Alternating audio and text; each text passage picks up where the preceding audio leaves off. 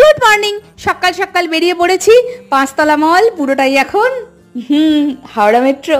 বাবা এখন এমনি হাওড়া স্টেশনে আছি, আজকে আমার কলেজ স্ট্রিট যাওয়ার ইচ্ছা, তো যেটা তোমরা নেক্সট ভিডিওতে দেখতে পাবে। তো সেই জন্য এমজি রোড যেতে হবে। এবার হাওড়া স্টেশনে নেমে ভাবলাম যে আমি হাওড়া মেট্রো দিয়ে যাই, ঠিক আছে। তো প্রথমে তোমাকে যেটা করতে হবে সেটা হচ্ছে এসপ্ল্যানেডে নামতে হবে, ঠিক আছে। মহাকরণ এসপ্ল্যানেড, এদিকে দুটো স্টেশন, ঠিক আছে। এসপ্ল্যানেডে নামলে এই সেই নীল আলো, বাবা গঙ্গার মধ্যে দিয়ে যাচ্ছি। যাই হোক, প্রথমে তুমি এসপ্ল্যানেড নামলে, তারপর আমাদের পুরনো যে মেট্রো স্টেশন যেটা দিয়ে আমরা এত বছর যাতায়াত করেছি সেটাই চলে গেলে, তারপর তুমি যেখানে ইচ্ছে যাও।